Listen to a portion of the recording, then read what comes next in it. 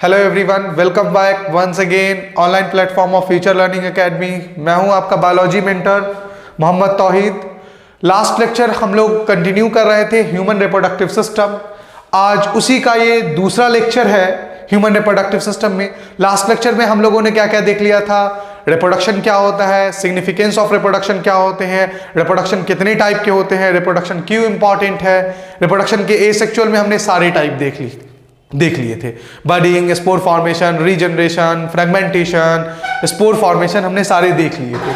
आज हम लोग सेक्सुअल रिप्रोडक्शन स्टार्ट करने जा रहे हैं। सेक्सुअल रिप्रोडक्शन इन ह्यूमन में आज हम लोग बात करेंगे मेल रिप्रोडक्टिव सिस्टम के बारे में। तो फर्स्ट ऑफ ऑल स्टार्ट करते हैं मेल रिप्रोडक्टिव सिस्टम से। मेल रिप्रोडक्टिव सिस्टम कंसिस्ट, किन किन चीजों को कंसिस्ट करेगा, सबसे पहले तो ये समझ लीजिए। मेल रिप्रोडक्टिव सिस्टम जो कंसिस्ट करेंगे अ पेयर ऑफ टेस्टिस अभी बात करेंगे टेस्टिस क्या है। Testis is consider as a primary sex organ. Primary sex organ क्या होता है, सेकेंडरी सेक्स ऑर्गन क्या होता है। तो a pair of testis consist in each human male. हर एक ह्यूमन मेल के अंदर, ईच ह्यूमन मेल के केसेस में बेटा कितने टेस्टिस प्रेजेंट होंगे, तो a pair of testis is present, 2 testis present होंगे। उसके अलावा a pair of sperm duct, a pair of sperm duct, इसी स्पर्म डक्ट को वास डिफरेंस के नाम से भी जानते हैं। एनसीईआरटी में सिर्फ और सिर्फ स्पर्म डक्ट दे रखा है, लेकिन अगर आप किसी अदर बुक में आप देखेंगे, रेफ्रेशर बुक वगैरह में, तो आपको वहां पर वास डिफरेंस भी देखने को मिलेगा। दूसरा यूरेथ्रा, तीसरा यूरेथ्रा एंड पेनिस। इन चारों चीजों को हम एक एक करके देखेंगे। इसके अलावा इनके अंदर ग्लैंड्स भी है, उन ग्लैंड्स को भी हम लोग डिटेल में देखेंगे। तो male reproductive system consist a pair of testis, a pair of sperm duct. Sperm duct is also called as vas deferens, urethra and a muscular penis. अगले स्लाइड की तरफ बढ़ते हैं बेटा। ओके,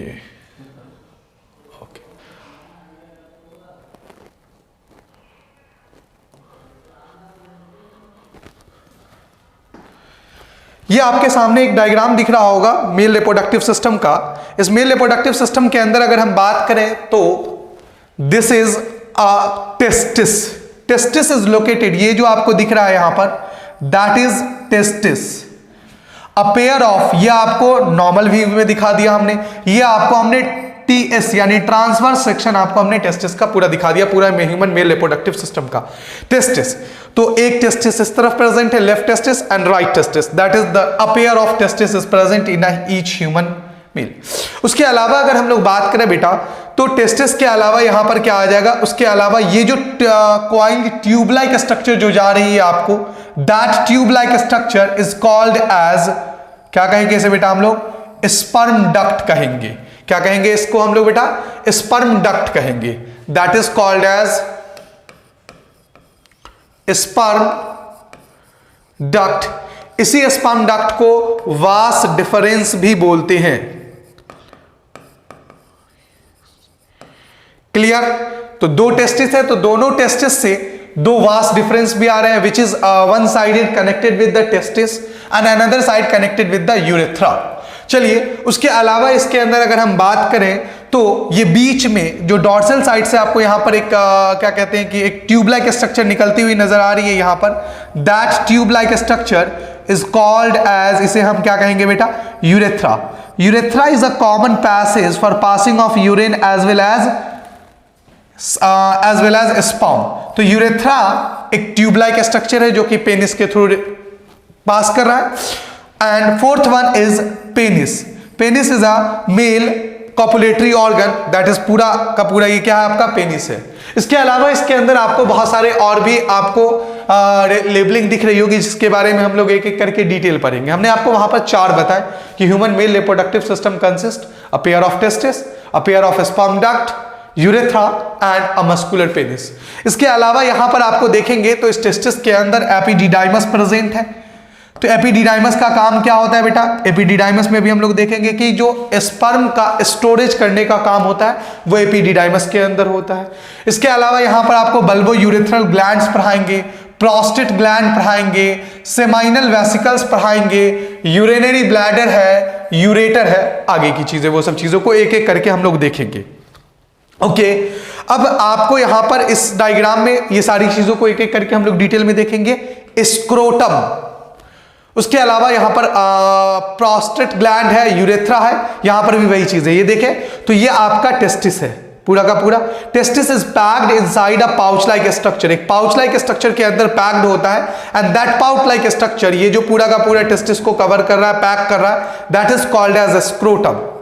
अभी एक एक करके हम चीजों को देखेंगे। तो ये आपको एज इट इज एनसीईआरटी से उठाया हुआ डायग्राम है, यहां पर हम आपको दे दिए उस चीजों को, डायग्राम को। ठीक है, एक एक करके चीजों को देखते हैं कि कहां कहां पर क्या होता है। सबसे पहले फर्स्ट ऑफ ऑल हम लोग टेस्टिस की बात करते हैं। ओके, ओके, टेस्टिस की अगर हम लोग बात करें, testis is consider as a, testis consider किया जाता है एक प्राइमरी सेक्स ऑर्गन के तौर पर। किसके सेक्स ऑर्गन के तौर पे बच्चों? प्राइमरी सेक्स ऑर्गन इसे कहा जाता है।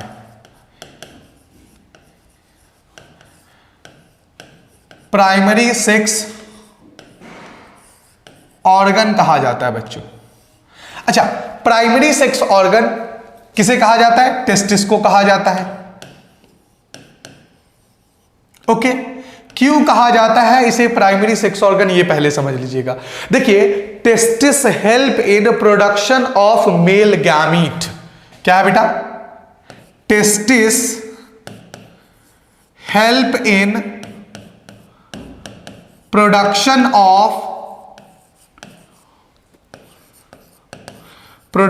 Of male gamete. टेस्टिस किस चीज में मदद करता है? मेल गैमीट स्पर्म के प्रोडक्शन में मदद करता है, इसीलिए इसको हमारा आप क्या कहते हैं? प्राइमरी सेक्स ऑर्गन कहते हैं। पहला पॉइंट क्लियर हुआ। Why testis is considered as a primary sex organ? Because it help in the production of male gamete. Some books में कुछ में आपको देखने को मिलेगा, यहां पर मेल गैमीट की जगह पर लिखा होगा बेटा इट हेल्प इन गैमीटोजेनेसिस। गैमीटोजेनेसिस। अब देखो बच्चों, गैमीटोजेनेसिस क्या होता है? प्रोडक्शन ऑफ गैमीट, चाहे वो मेल गैमीट हो चाहे वो फीमेल गैमीट हो। जब हम फीमेल रिप्रोडक्टिव सिस्टम पढ़ेंगे तो वहां पर फीमेल के बारे में भी, गैमीट्स के बारे में बात करेंगे। मैं क्या कह रहा हूं? Production of gamete is called as gametogenesis. याद रख लीजिएगा इसको, production of gamete is called as gametogenesis. Gametogenesis clear है बच्चों? ओके, तो testis is considered as a primary sex organ. अच्छा, इसके अलावा इसके अंदर आपको मेल रिप्रोडक्टिव सिस्टम के अंदर सेकेंडरी सेक्स ऑर्गन भी अभी पढ़ने के लिए मिलेंगे। सेकेंडरी सेक्स ऑर्गन किसको बोलेंगे? जो रिप्रोडक्शन में हेल्प करे, जो लाइक ट्रांसपोर्टेशन ऑफ स्पर्म में मदद करे, मैच्योरेशन ऑफ स्पर्म में मदद करे, स्टोरेज ऑफ स्पर्म में मदद करे। तो ये सब चीजें किसके अंदर आ जाएगा बेटा? आपका किसके अंदर आ जाएगा? सेकेंडरी सेक्स ऑर्गन के अंदर आ जाएगा। जैसे अगर हम बात करें सेकेंडरी सेक्स ऑर्गन में, तो सेकेंडरी सेक्स ऑर्गन में क्या क्या चीजें आ जाएंगी? Like sperm duct vas deferens is considered as a secondary sex organ. Epididymis is considered as a secondary sex organ. ठीक है ना? यूरेथ्रा जो कि ट्रांसपोर्टेशन में, मैच्योरेशन में, स्टोरेज में मदद कर रहा है स्पर्म्स के, तो उनको हम क्या बोलेंगे? सेकेंडरी सेक्स ऑर्गन बोलेंगे। तो पहला पॉइंट क्या क्लियर हो गया? Testis is considered as a primary sex organ. Why? Because it help in the production of male gamete that is called as sperm. और सम बुक्स में आपको गैमीटोजेनेसिस भी दे रखा होगा।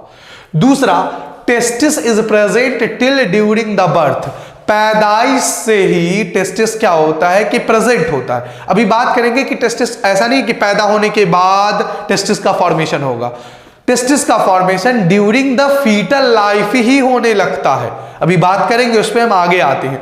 तो टेस्टिस बर्थ से ही, पैदाइश से ही प्रेजेंट है, इसलिए भी इसको हम लोग क्या बोलते हैं, प्राइमरी सेक्स ऑर्गन बोलते हैं।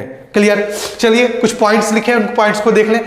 Testis are situated outside the abdomen cavity within a pouch like structure that is called as scrotum।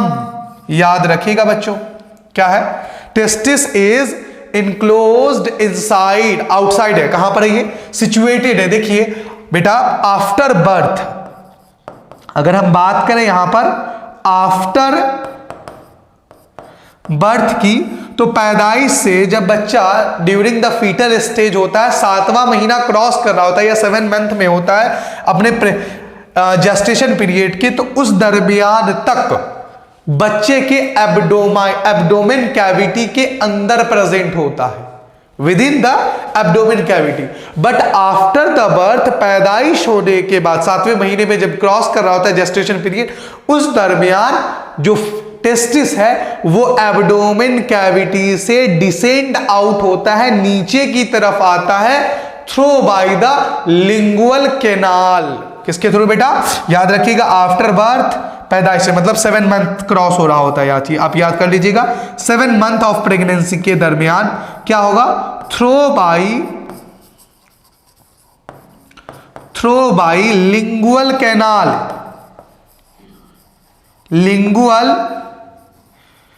Lingual canal के थ्रू टेस्टिस क्या हो जाता है बेटा, डिसेंड आउट करता है,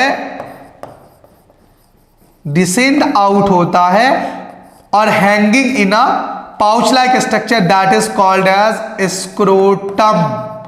याद रखिएगा पॉइंट को, बर्थ से पहले, पैदाइश से पहले टेस्टिस कहां है, inside the abdomen region. Birth के बाद टेस्टिस कहां आ गया, आउटसाइड द, कहां, abdomen region, and hanging in a pouch like structure, that pouch like structure is called as scrotum. Clear? Okay, next point करते हैं, स्क्रोटम में आने का क्या रीजन है, क्यों इसको बाहर आना पड़ा भाई, लिंगुअल कैनाल के थ्रू आता है। एक चीज और पॉइंट याद रखिएगा, किसके थ्रू आता है बेटा, यहां पर तो एक कैनाल होता है जो कि जुड़ा हुआ होता है टेस्टिस के साथ, उस लिंगुअल कैनाल के थ्रू डिसेंड आउट होता है। कई बार कई बच्चों में ये होता है कि जैसे इमेच्योर बॉन्ड होता है, 7वें महीने में प्रेगनेंसी हो जाती है, बच्चे की डिलीवरी हो जाती है, तो ऐसे केसेस में, कुछ बच्चों के केसेस में टेस्टिस जो है वो अंदर ही रह जाता है, तो कई बार उसे डॉक्टर वेट करते हैं, 1-2 साल बाद वो खुद ब खुद बाहर आ जाता है, डिसेंड आउट हो जाता है। कई बार नहीं होता है तो उसे सर्जिकल मेथड से नीचे की तरफ डिसेंड आउट करना पड़ता है। वो डिसऑर्डर में हम अभी उनको चीजों को डिसऑर्डर में हम कंक्लूड करेंगे कि क्या क्या हो सकता है टेस्टिस के डिसऑर्डर्स को। अ pair of testis is present in each human mail. कितने टेस्टिस प्रेजेंट होंगे बेटा, एक पेयर टेस्टिस प्रेजेंट होंगे। क्लियर? इस वाले पॉइंट से, इस वाले स्लाइड से हमें क्या क्या पढ़ने को मिला देख लेते हैं, एक बार रिकॉल कर देता हूं मैं। Testis is a primary sex organ of human male. Male का टेस्टिस क्या है, प्राइमरी सेक्स ऑर्गन है। Why it is primary sex organ, because it help in the gametogenesis. What is gametogenesis? Production of gamete is called as gametogenesis. Production of sperm male के cases में, इसलिए इसको हम क्या बोलेंगे, गैमेटोजेनेसिस। आगे बात करेंगे कि स्पर्म के प्रोडक्शन को क्या कहेंगे। उसके अलावा हमने कहा कि टेस्टिस जो है वो एक आउटसाइड प्रेजेंट होता है after birth, within a cavity like structure, within a pouch like structure, that pouch like structure is called as scrotum. Okay, clear है बच्चों यहां तक का? चलिए जी नेक्स्ट स्लाइड की तरफ बढ़ते हैं बेटा हम लोग। ओके, क्या कह रहा है, testis is a primary sex organ. जो अभी हमने आपको बताया, टेस्टिस क्या कहलाएगा बेटा, आपका प्राइमरी सेक्स ऑर्गन कहलाएगा, और ऑफ द ह्यूमन मेल। अब हमने आपको बता दिया कि प्राइमरी सेक्स ऑर्गन क्यों कहलाएगा, क्योंकि ये गैमीटो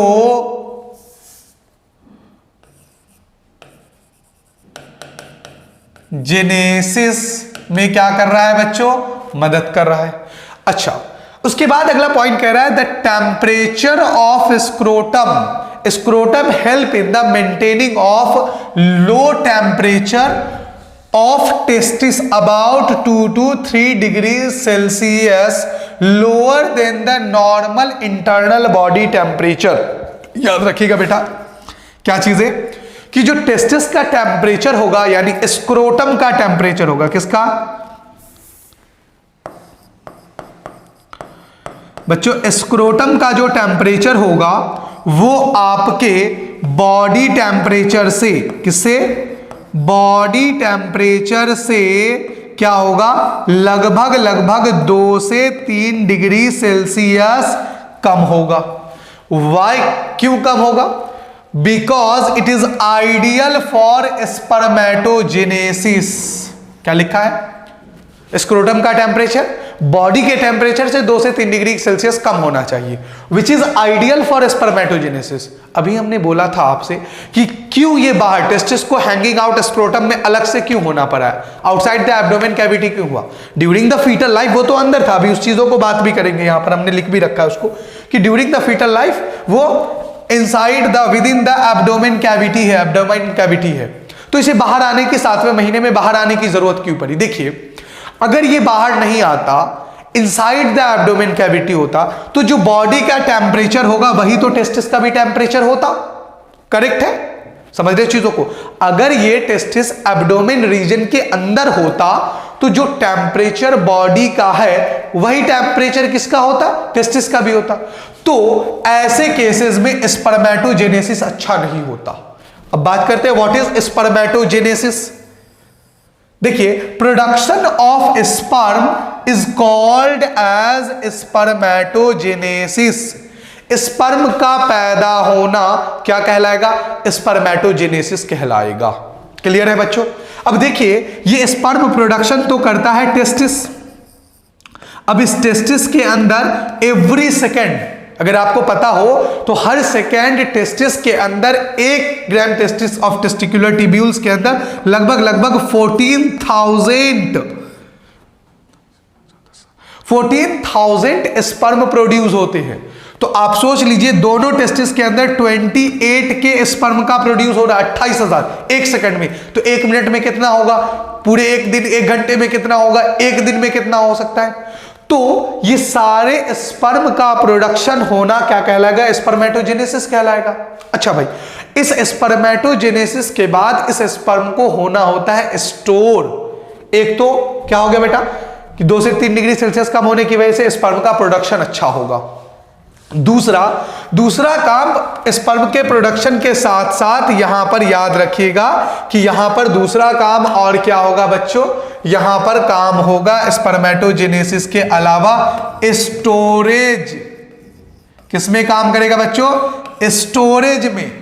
चूंकि स्टोरेज कहां होना है इसका, टेस्टिस के एपिडिडाइमस में। कहां होना है, एपिडिडाइमस के अंदर होना है। अच्छा, एक एपिडिडाइमस को खोलेंगे अगर तो लगभग 8 से 12 मीटर एक टेस्टिस के अंदर क्या हो सकता है बेटा, एपिडिडाइमस की लेंथ हो सकती है। क्वाइल्ड है वो, तो उसके अंदर सारे स्पर्म स्टोरेज होते हैं। अच्छा, जब ये स्पर्म का प्रोडक्शन होता है तो स्टोरेज होगा। स्टोरेज होने के बाद यहां पर स्पर्म का क्या होगा बेटा, मैच्योरेशन होगा। क्या होगा, मैच्योरेशन होगा।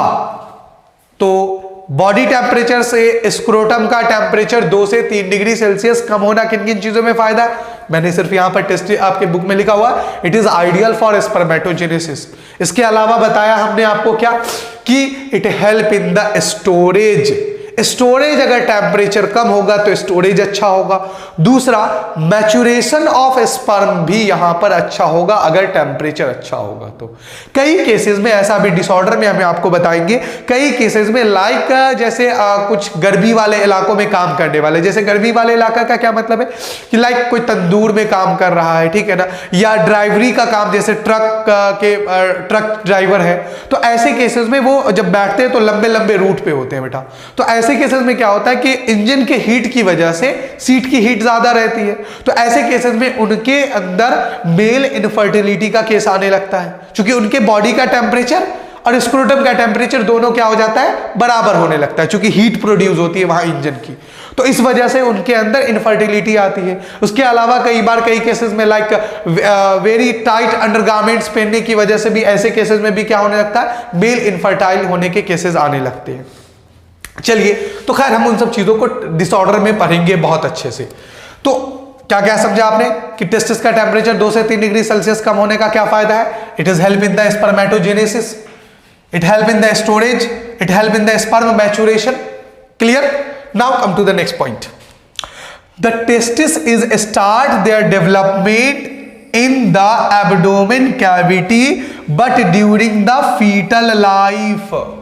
फीटल किसको बोलते हैं बेटा? जो एम्ब्रियोनिक से when the all body parts can be identified, that stage is called as foetus. तो फीटल स्टेज के दरमियान यहां पर क्या कह रहा है कि इनसाइड द एब्डोमेन कैविटी होगा। बच्चों याद रखिएगा, कहां होगा? इनसाइड द एब्डोमेन कैविटी होगा। जब 7वें मंथ प्रेगनेंसी का पूरा होगा तो इस केसेस में 7th month of gestation period होगा। तो थोरोबाइदा हमने आपको बताया किसके थ्रू बच्चों? लिंगुअल कैनाल के थ्रू डिसेंड आउट करेगा and hang in the pouch like structure. That pouch like structure is called as scrotum. Clear? Okay, now come to the next point.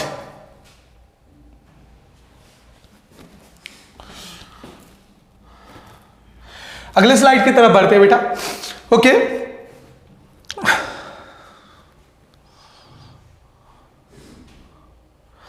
कहता है in the adults each testis is oval in shape. कैसा shape में होगा बेटा? Oval in shape में होगा, जिसकी length about 4 to 5 centimetre होगा। ये एनसीईआरटी के 10th क्लास में मेंशन नहीं है।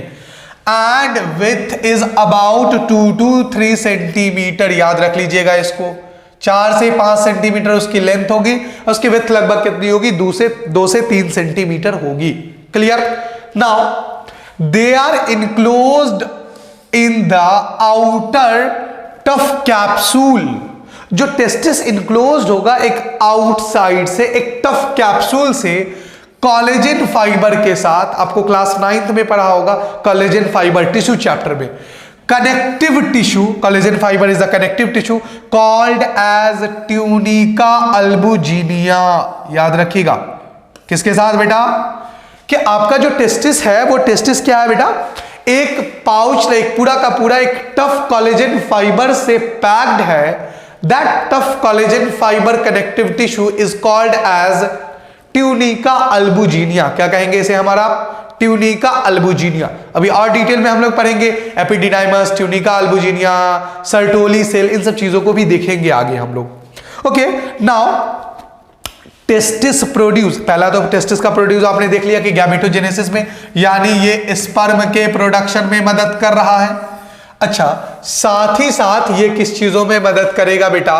दूसरा, testis produce help in the male sex hormone. किस चीजों में मदद करेगा बेटा? मेल सेक्स हार्मोन को प्रोड्यूस करेगा।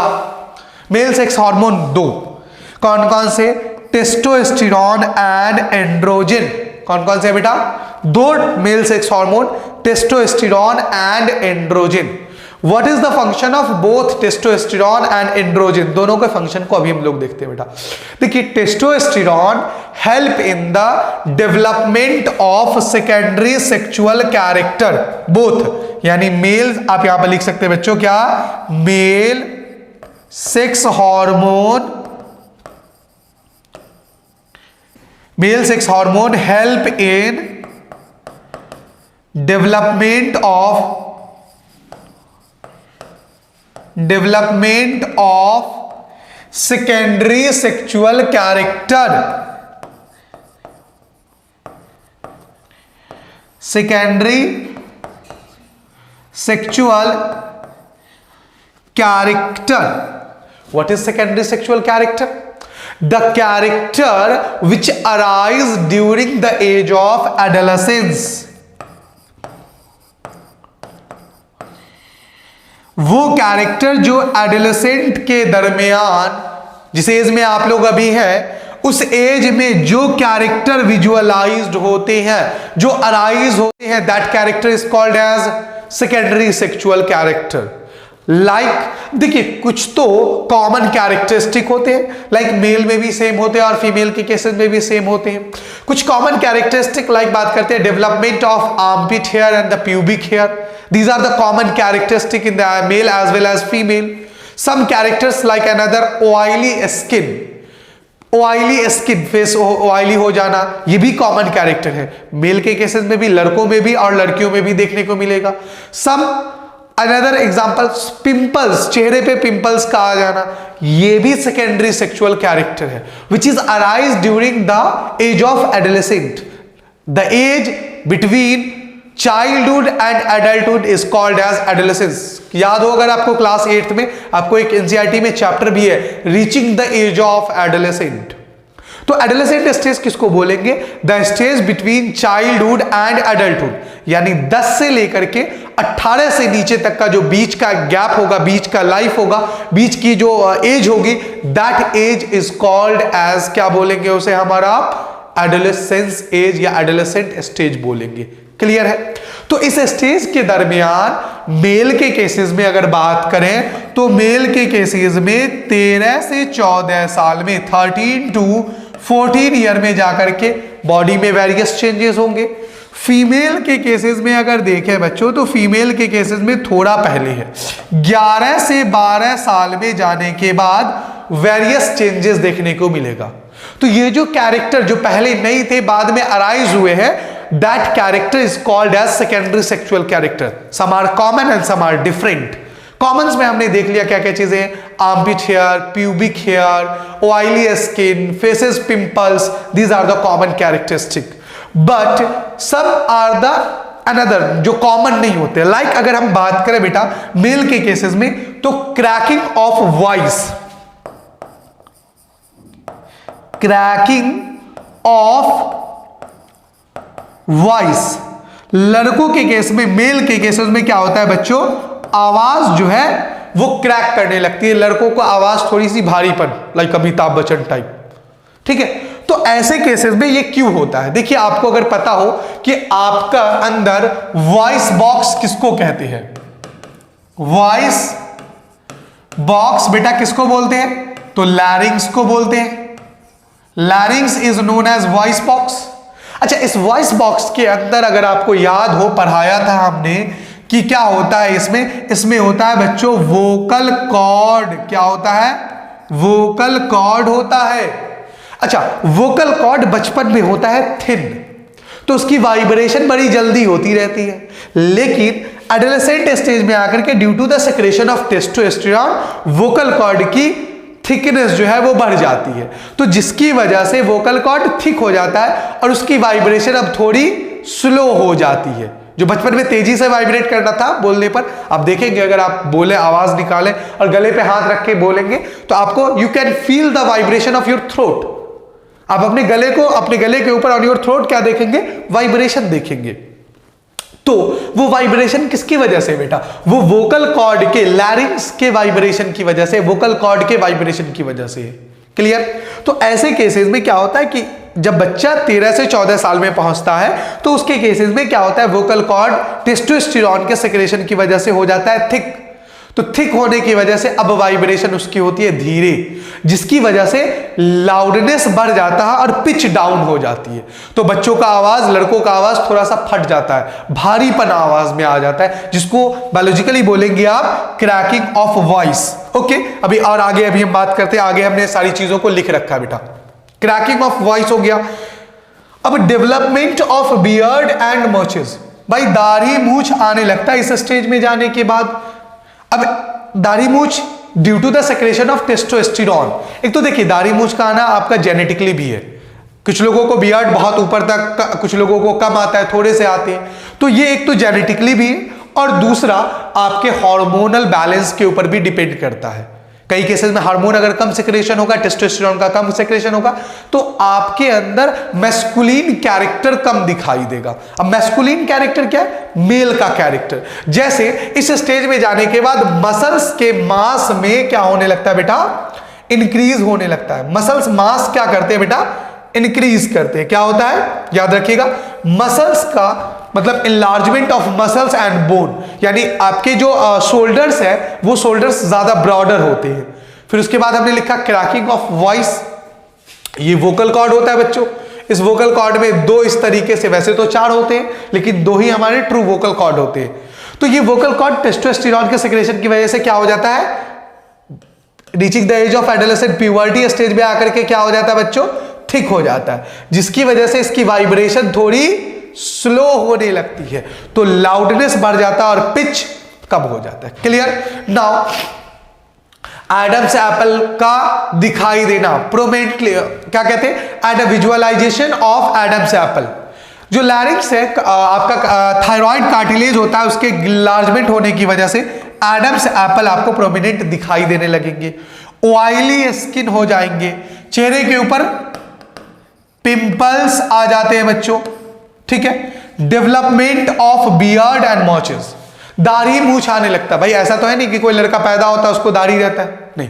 तो जब वो 13 to 14 ईयर्स में जाता है तो उसके केसेस में क्या होने लगते हैं बेटा, होने लगते हैं development of beard and moustaches आने लगते हैं। तो due to the secretion of testosterone, याद रखिएगा टेस्टोस्टेरोन के सेक्रेशन की वजह से क्या होगा, सेकेंडरी सेक्सुअल कैरेक्टर डेवलपमेंट होगा। क्लियर है? Those character which is arise during the age of adolescence is called as secondary sexual character. Male में कुछ कॉमन, फीमेल में दोनों में कॉमन कुछ कैरेक्टरिस्टिक हो जाए, कुछ अलग होते हैं। जैसे मेल में हमने देख लिया आपको क्या क्या चीजें, increasing in mass muscles, cracking of voice, oily skin, pimples, Adam's apple का प्रोमिनेंट विजुअलाइजेशन होना, development of beard and matches. उसी तरीके से फीमेल के केसेस में भी कुछ क्या होता है बच्चों, सेकेंडरी सेक्सुअल कैरेक्टर होता है, like menstrual cycle, enlargement of hip, development of memory gland, उन सब चीजों का डेवलपमेंट ये सब फीमेल के केसेस में होने लगता है। तो खैर उन चीजों को जब हम फीमेल रिप्रोडक्टिव सिस्टम डिस्कस कर रहे होंगे तो वहां पर हम लोग डिटेल में उन चीजों को देखेंगे। तो आज की क्लास हम लोग यहीं तक रखते हैं, सिर्फ और सिर्फ अभी टेस्ट, ठीक है। नेक्स्ट क्लास में इन चीजों को हम और कंटिन्यू करेंगे, तो आगे आप लोग पढ़ के आइएगा। यहां तक में आपको अगर कोई भी डाउट हो, कोई भी आपको अगर प्रॉब्लम आता हो तो आप हमसे पूछ सकते हैं। पूछने के लिए आपको हम बता ही चुके हैं कि आप हमें व्हाट्सएप पे मैसेज कर सकते हैं, टेलीग्राम पे मैसेज कर सकते हैं, कमेंट बॉक्स में आप हमारे अपने डाउट को डाल सकते हैं, ठीक है। तो जो भी डाउट हो एक एक डाउट क्लियर कीजिएगा। और लास्टली मैं कहूंगा आप अपने साथ साथ नोट्स बनाते जाइए बेटा। ये हम टेलीग्राम पे डाल देंगे, ये आपको हम पीडीएफ भेज देंगे, लेकिन इसका कोई फायदा नहीं है। ये आपको जस्ट फॉर मेंटल सुकून के लिए आपके कि हाँ भाई हमारे पास नोट्स है, लेकिन हमें पता है कि आप मोबाइल से कतई नहीं पढ़ेंगे। इसलिए जब मैं क्लास ले रहा हूं ऑनलाइन तो आप उनको प्रॉपर वे में एक नोट्स बनाइए। मैं लास्ट लेक्चर में भी कहा था कि आपको प्रॉपर नोट्स, एक बायोलॉजी की कॉपी अलग होनी चाहिए, एक प्रॉपर नोट्स होना चाहिए। तो उसको नोट्स बनाइए और पढ़ते रहिए। कोई भी डाउट हो आप हमसे कॉन्टेक्ट कर सकते हैं, ठीक है। Thank you.